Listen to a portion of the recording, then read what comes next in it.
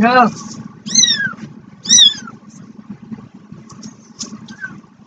Well, I've got a couple more little kittens slipped up on me. I didn't know when these were born, but I'm glad to have them. I was wanting some more kittens, but these slipped up on me, and they're really cute. That one's got a lot of white on him. Well, they both have a lot of white on them. This one has orange. This one is. They got a little bit of light brown and white, and then this one has calico like this. That's a complete calico. It got the orange and the white and a little bit of black and brown. And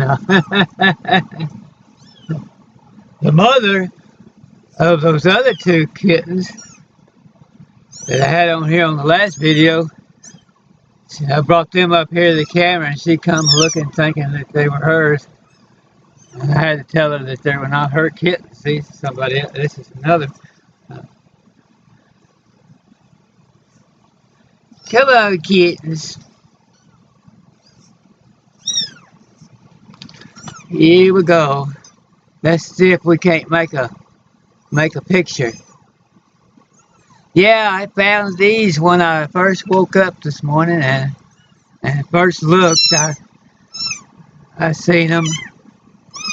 They're nursing their mother, and I said, well, good grief, these two kittens have been around a couple of weeks. They're about 12 to 14, maybe 16 days old. Well, maybe 14 days old. And I just now found them. So I'm a happy camper, a nice happy pappy this morning. That makes a total of 5 kittens. That's what I need, about 5 kittens. Yeah. Oh yeah. As you can see, the water's just in there. Turn a little of that up. Yeah, here we go, kitty. Get up there and take your picture. I want to see how y'all are doing. Milk.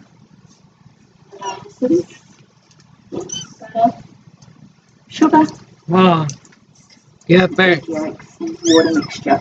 So I'm just going to stir this mixture over the fish. Oh man, they're traveling. Here we go. I'm gonna check and see.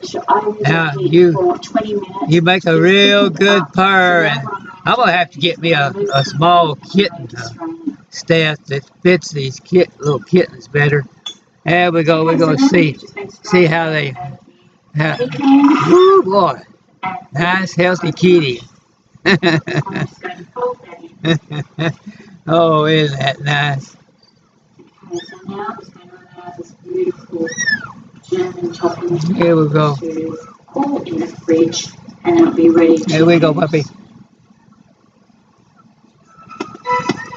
Oh man! Meow, it's good. Woo! Oh, that's something else there.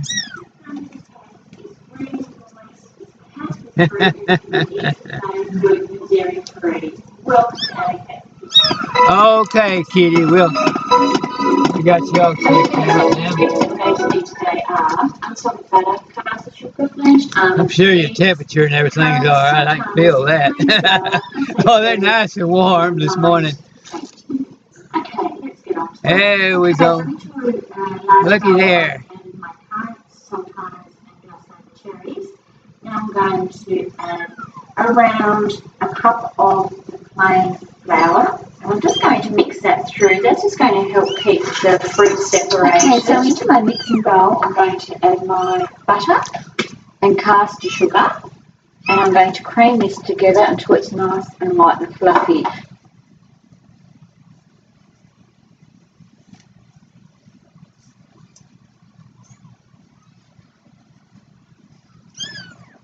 Whoa, does that look good, kitty? I want you to eat a little of that. Gonna have to take them back to their mother to let them have their breakfast this morning.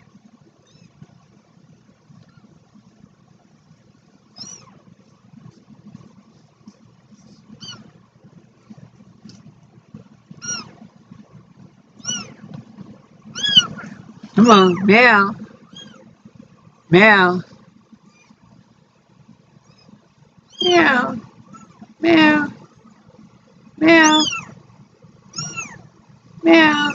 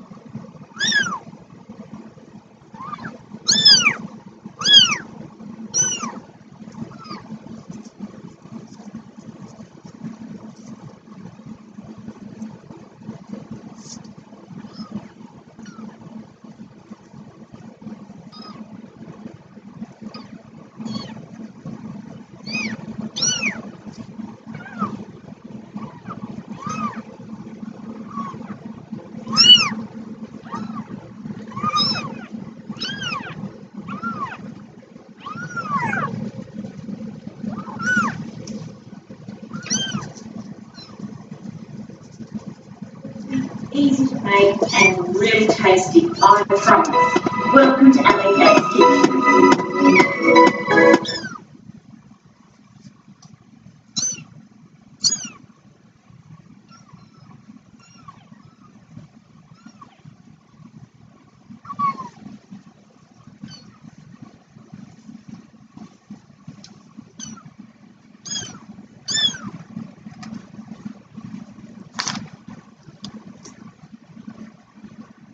Come on, kitties. Now you stay up there and make a picture.